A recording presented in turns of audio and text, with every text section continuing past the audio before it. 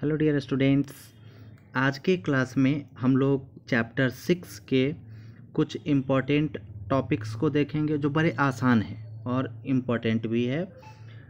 सबसे पहले हम लोग टॉपिक नंबर 3 देखेंगे 6.3 मैग्नेटिक फ्लक्स। मैग्नेटिक फ्लक्स हम लोग पिछले चैप्टर में भी पढ़े थे और एक बार और इसको हम लोग पढ़ते हुए इसको रिलेट करते हैं इलेक्ट्रिक फ्लक्स के साथ। उम्मीद है चैप्टर 1 में जो हम लोग इलेक्ट्रिक फ्लक्स पढ़े थे, जिसको हम लोग फाई से डिनोट कर रहे थे, इसको आप ध्यान में रखे होंगे। हम लोग वहाँ पे पढ़े थे दो कंडीशन में। एक बार जब इलेक्ट्रिक फील्ड लाइन किसी सरफेस को परपेंडिकुलरली क्रॉस कर रहा था। दूसरा कंडीशन पढ़े थे कि जब इलेक्ट्रिक फील्ड लाइन किसी सरफेस को कुछ एंगल बनाते हुए क्रॉस कर रहा हो, कुछ इस तरह से, जब परपेंडिकुलरली नहीं क्रॉस कर रहा हो तो दोनों कंडीशन में हमारा अलग अलग डिफिनीसन था। फर्स्ट कंडीशन में डिफिनीसन था the total number of electric field lines passing through a surface perpendicularly is called electric flux. दूसरा कंडीशन में फॉर्मूला था कि अगर कोई, पहले हम लोग डिफिनीसन को देखते हैं उसका फॉर्मूला। डिफिनीसन था कि अगर कोई इलेक्ट्रिक फील्ड लाइन किसी सरफेस को कुछ एंगल बनाते हुए क्रॉस करे तो जहाँ से क्रॉस करता है वहाँ पर एक छोटा सा एरिया होता है जिसको हम लोग नाम देते हैं एरिया वेक्टर। तो उस एरिया का जो एरिया वेक्टर है उसको हम लोग इधर ds वेक्टर से डिनोट करते हैं, नहीं, और इलेक्ट्रिक फील्ड को E से डिनोट कर रहे थे और दोनों के बीच जो एंगल बन रहा था उसको हम लोग थीटा से डिनोट कर रहे थे कि एंगल थीटा है। तो इस कंडीशन में हम लोग इसका डिफिनीसन देखे थे कि electric flux is the dot product of electric field and the area vector, और इसका फार्मूला हम लोग डिराइव किए थे E vector dot ds vector या फिर E ds cos थीटा। उम्मीद है ये पीछे वाली बात है चैप्टर 1 का, आप नहीं चैप्टर 1 या चैप्टर 2 का, सर यूनिट 1 का, इसको आप ध्यान में रखे होंगे। अगर नहीं भी ध्यान में होगा तो कोई दिक्कत नहीं है, एकदम सिमिलर ही है हमारा मैग्नेटिक फ्लक्स, तो उसको हम ऐसे ही रिमाइंड कर दिए हैं। अब चलिए इसको समझा जाए। इसमें भी दो कंडीशन है। पहला कंडीशन है कि जब मैग्नेटिक फील्ड लाइन किसी भी सरफेस को परपेंडिकुलरली क्रॉस कर रहा होगा, मतलब सरफेस के साथ 90 डिग्री एंगल बनाते हुए क्रॉस कर रहा होगा, उस कंडीशन में क्या होगा। इस कंडीशन में सेम वही definition, the total number of magnetic field lines passing through a surface perpendicularly is called magnetic flux.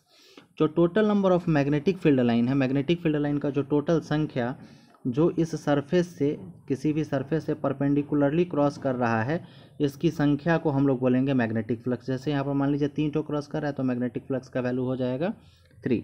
Magnetic flux को हम लोग फाई m से डिनोट करेंगे।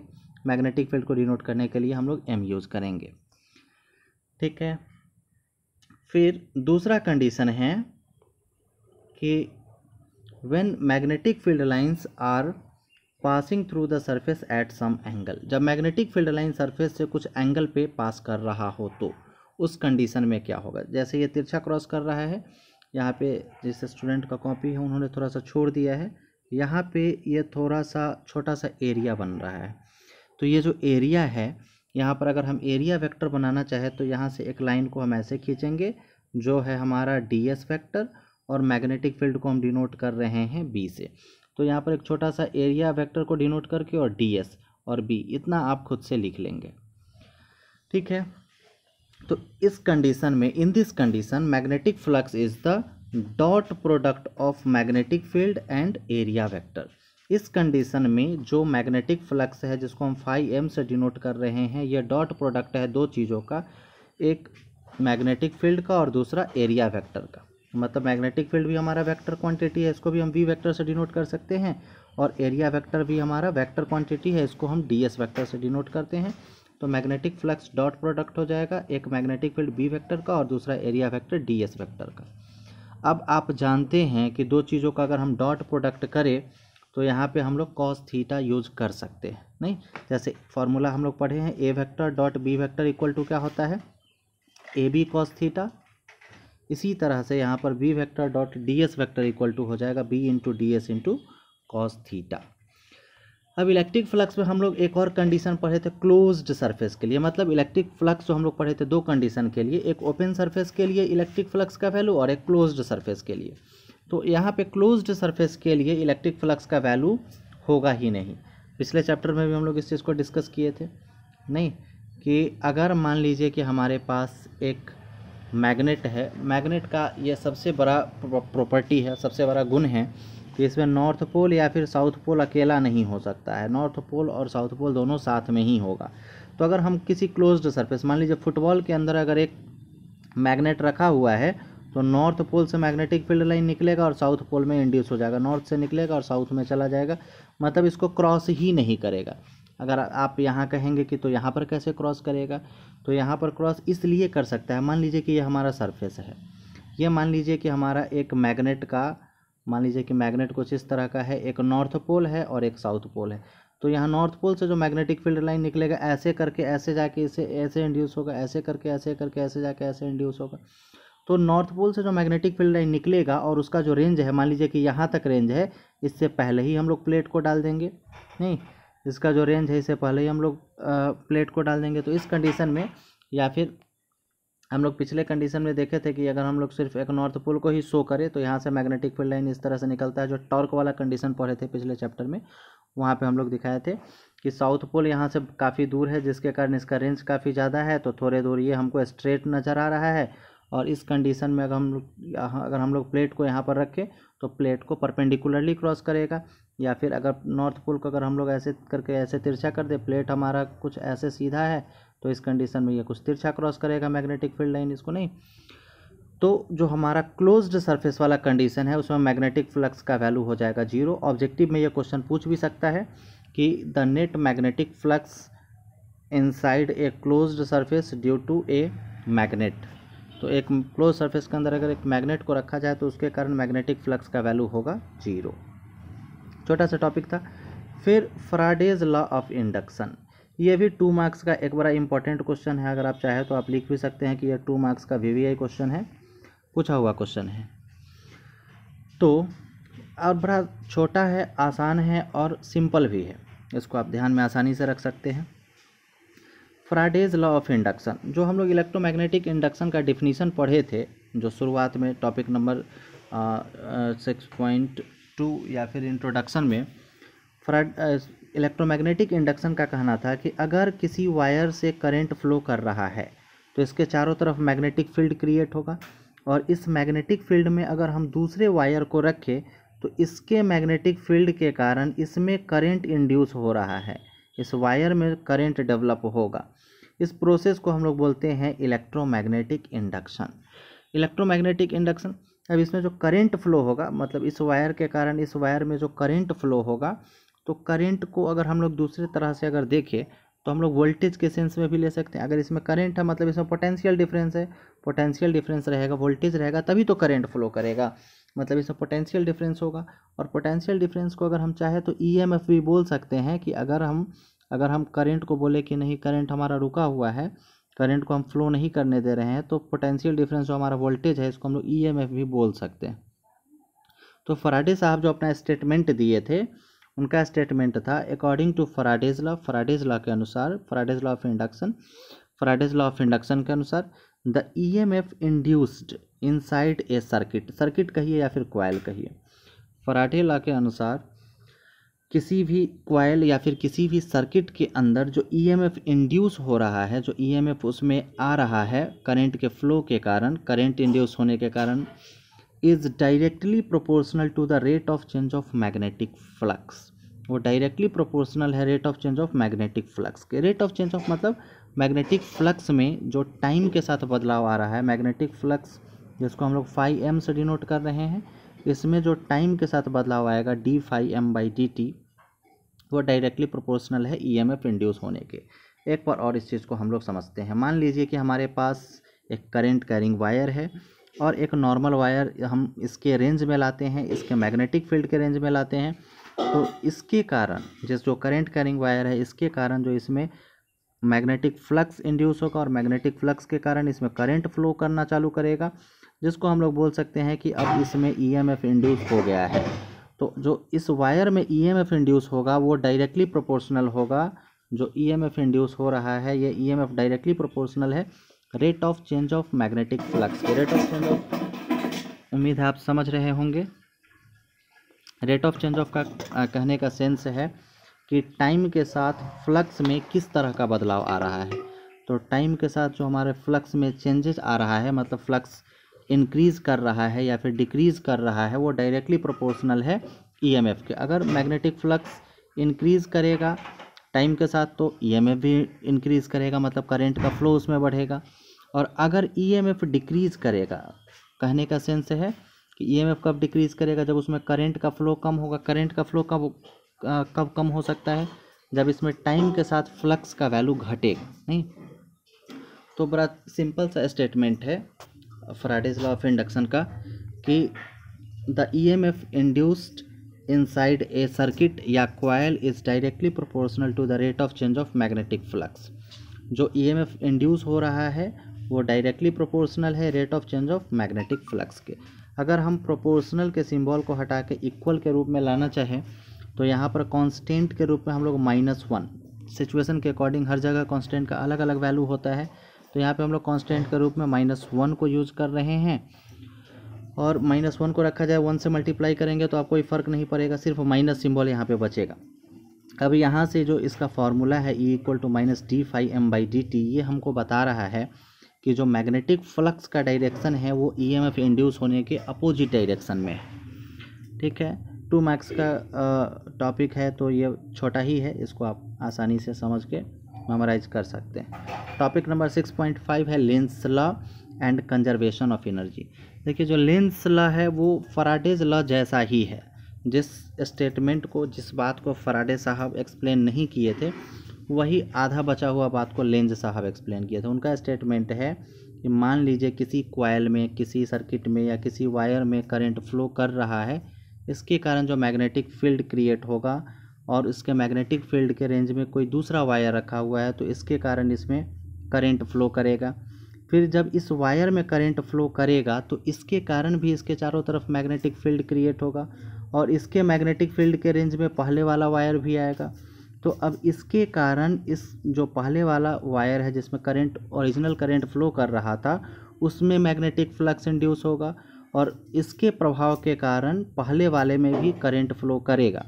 मतलब जो बाद वाला है, जो बाद वाला कॉइल है जिसमें बाद में करंट फ्लो कर रहा है मैग्नेटिक फ्लक्स के प्रभाव के कारण, वो पहले वाले करंट को भी प्रभावित करेगा।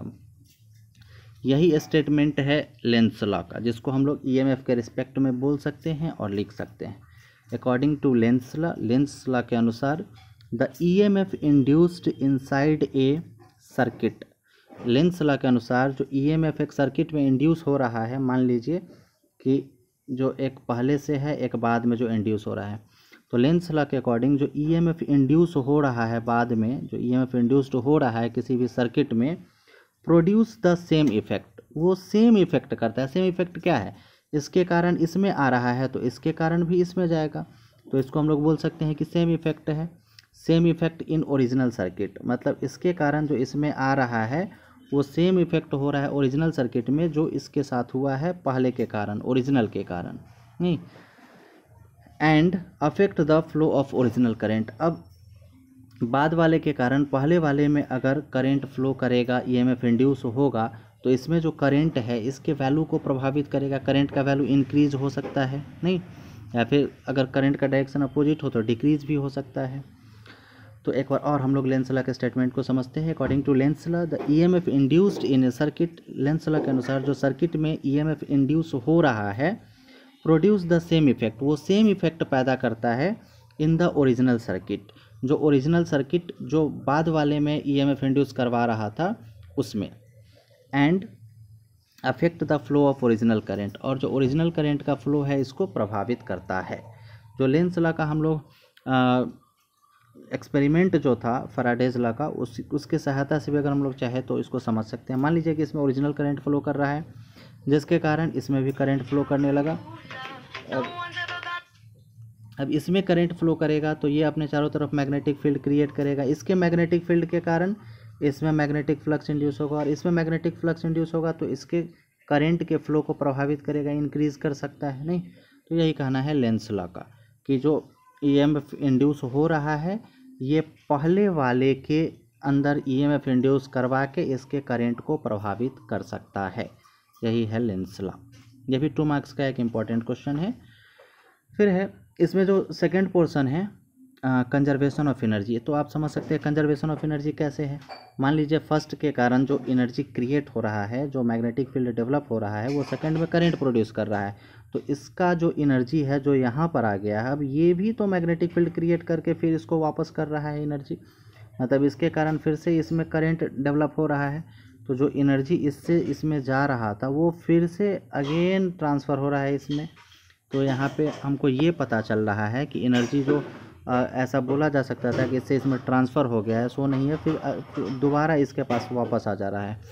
तो इसको हम लोग बोल सकते हैं कि एनर्जी यहाँ पर कंजर्व्ड है। नहीं, वही हम लोग लिखे हैं, since the EMF developed by original coil, चूँकि जो ईएमएफ डेवलप हो रहा है ओरिजिनल कोयल के द्वारा, जो ओरिजिनल कोयल ईएमएफ डेवलप कर रहा है, इज़ अगेन बैक, वो पुनः इसके पास वापस आ जाता है, again come back to it, so it can be said energy is conserved. तो इसको बोला जा सकता है कि एनर्जी हमारा कंजर्व्ड है। इसको हम लोग प्रैक्टिकली एक फिगर की सहायता से भी समझें कि हो सकता है लेंस लॉ के डेफिनेशन को समझने में आपको प्रॉब्लम हो। तो मान लेते हैं कि हमारे पास एक पी कॉइल है और एक कॉइल क्यू है, इसमें हमारा गैल्वेनोमीटर लगा हुआ है और इसमें हमारा एक बैटरी कनेक्टेड है या फिर कोई भी वोल्टेज सोर्स कनेक्टेड है। इसमें पहले करंट फ्लो करेगा तो ये अपने चारों तरफ मैग्नेटिक फील्ड क्रिएट करेगा। इसके मैग्नेटिक फील्ड के कारण इसमें मैग्नेटिक फ्लक्स इंड्यूस होगा और इसमें मैग्नेटिक फ्लक्स के कारण करंट फ्लो करना चालू करेगा। और इसमें जो करंट फ्लो कर रहा है, अब ये अपने चारों तरफ मैग्नेटिक फील्ड क्रिएट करेगा। इसके मैग्नेटिक फील्ड के कारण अब इसमें मैग्नेटिक फ्लक्स इंड्यूस होगा और इसमें मैग्नेटिक फ्लक्स इंड्यूस होने के कारण अब इसमें करंट फ्लो करना चालू करेगा। इसमें ऑलरेडी पहले से भी करंट फ्लो कर रहा है, लेकिन इसके कारण भी इसमें करंट फ्लो करेगा जो बड़ा कम अमाउंट का होगा, जो बहुत कम मात्रा में होगा। तो इसके कारण जो सेकेंड वाला है, इसके कारण फर्स्ट वाले में करंट इंड्यूस होगा। तो इसके कारण जो इसमें करंट इंड्यूस होगा, जो या फिर कहिए जो ईएमएफ इंड्यूस होगा, वो इसके करंट को प्रभावित करेगा, मतलब इसके करंट के मात्रा को बढ़ा सकता है। नहीं, वही बात हम लोग अपने लैंग्वेज में लिखे हैं, consider two coils P and Q. मान लीजिए हमारे पास दो कॉइल, एक पी है और दूसरा क्यू है, are turned around a circular rod, जिसको हम लोग सर्कुलर रड में लपेटे हुए हैं। In left and right corner, left और राइट कॉर्नर में एक इंसुलेटर के रड के। नहीं, as switch is turned on, जैसे ही हम लोग इसका स्विच ऑन करते हैं इन कॉइल पी से जो हम लोग स्विच कनेक्ट किए हुए हैं, इसको जैसे ही ऑन करते हैं, due to flow of current magnetic field is produce. अब इसमें जो करंट फ्लो करना चालू करता है, इसके कारण मैग्नेटिक फील्ड प्रोड्यूस होता है and EMF is induced in coil Q, और इसके कारण कॉइल क्यू में ईएमएफ इंड्यूस हो जाता है। Again coil Q produces the magnetic field. अब कॉइल क्यू जो है ये भी मैग्नेटिक फील्ड प्रोड्यूस करेगा and creates the magnetic field due to induced EMF inside it. इसके अंदर जो ईएमएफ इंड्यूस है, जो सेकेंड वाले के अंदर ईएमएफ इंड्यूस है, इस ईएमएफ के कारण ये मैग्नेटिक फील्ड क्रिएट करेगा, which again gets induced in coil P. ये जो हमारा कॉइल पी है, इस कॉइल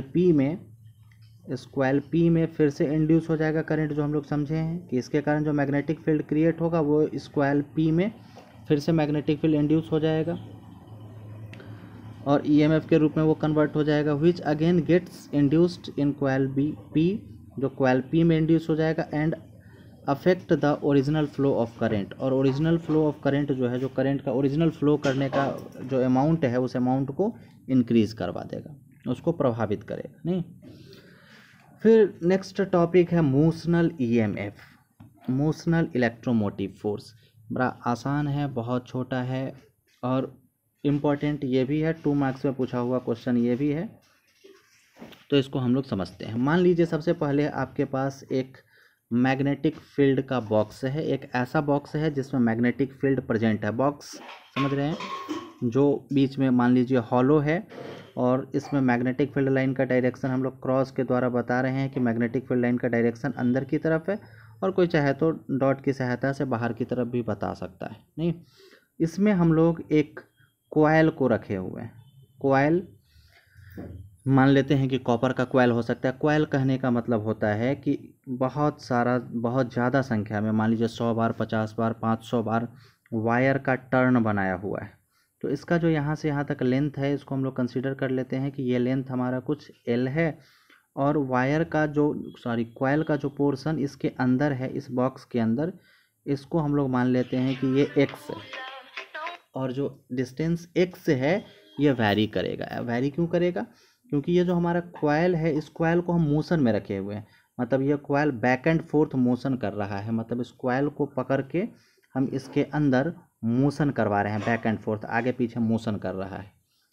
ठीक, ऐसा क्यों हम लोग करवा रहे हैं? क्योंकि हम लोग जो टॉपिक नंबर 6.2 था, फराडे और हेनरी का एक्सपेरिमेंट, वहाँ पे हम लोग समझे थे थर्ड एक्सपेरिमेंट में कि अगर किसी स्टेशनरी या फिर कहिए यूनिफॉर्म मैग्नेटिक फील्ड में एक कॉइल को या फिर किसी मेटल को अगर हम मोशन करवाते हैं तो उसके अंदर करंट इंड्यूस होता है, नहीं?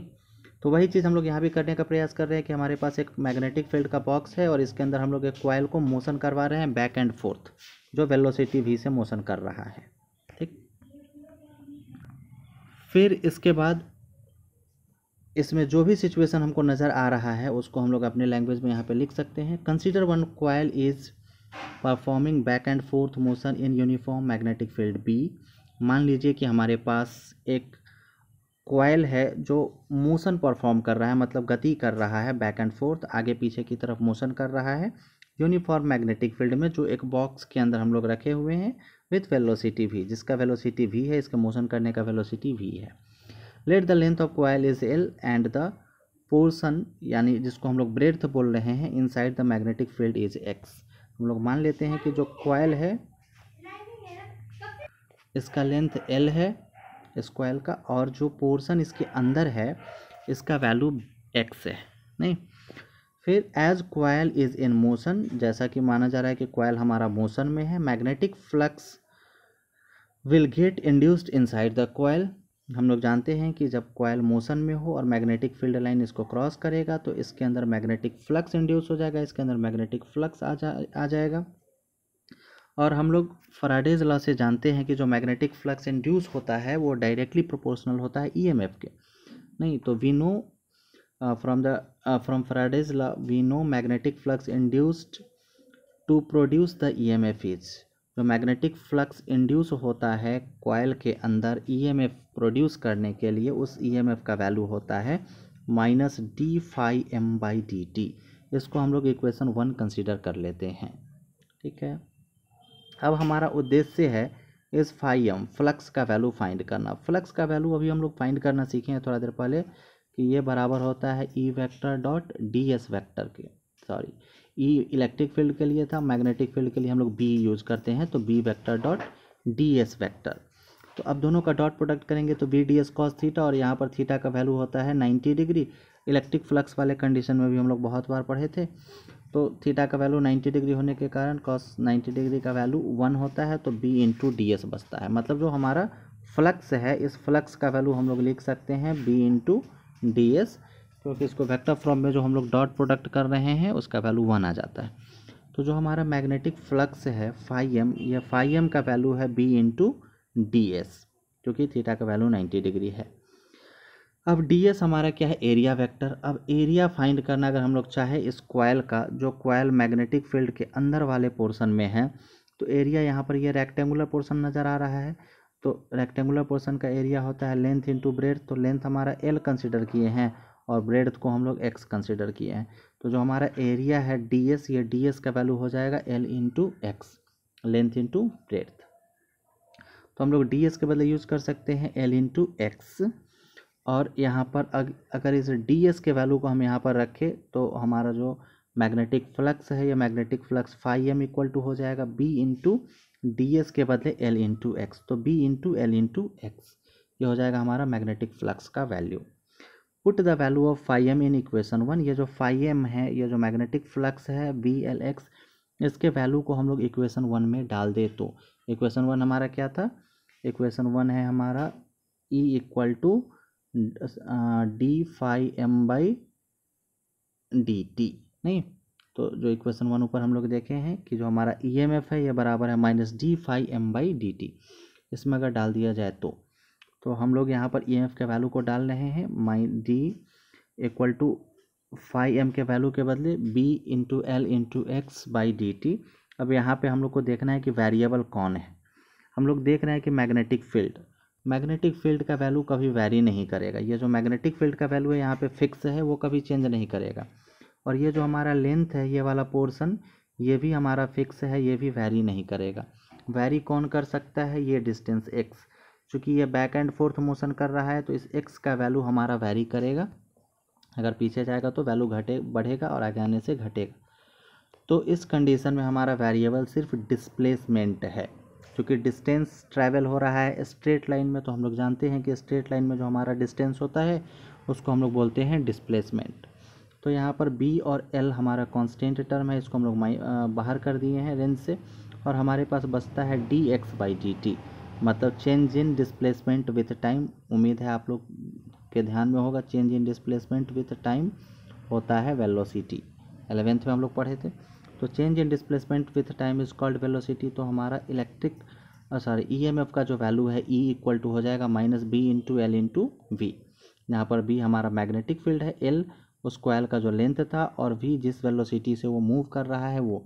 तो यहाँ पे जो मोशनल EMF देखे थे, मोशन जो वेलोसिटी है इसमें और जो हमारा EMF इंड्यूस हो रहा है इसमें, इस दोनों के बीच एक रिलेशन मिलता है, E इक्वल टू -B/L/V।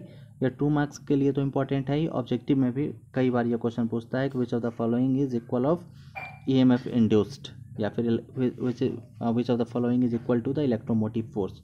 तो ऑप्शन में एक ऑप्शन आपको ये भी मिलेगा -B/L/V, तो इसको आप याद रखेंगे अच्छे से। तो इसका टॉपिक नंबर 7 है, जो क्लास में हम लोग फिर पढ़ेंगे, वो थोड़ा सा लंबा टॉपिक है इसके चलते। तो टॉपिक नंबर 8 अभी हम लोग पढ़ते हैं, ED करेंट। बड़ा आसान है और 2 मार्क्स का ये भी इम्पोर्टेंट क्वेश्चन है, ED करेंट। तो अगर इसको हम लोग समझे तो हमारे पास एक मैग्नेटिक फील्ड है। मैग्नेटिक फील्ड के लिए हम लोग एक नॉर्थ पोल ले लेते हैं, एक साउथ पोल ले लेते हैं, किधर भी नॉर्थ किधर भी साउथ आप ले सकते हैं।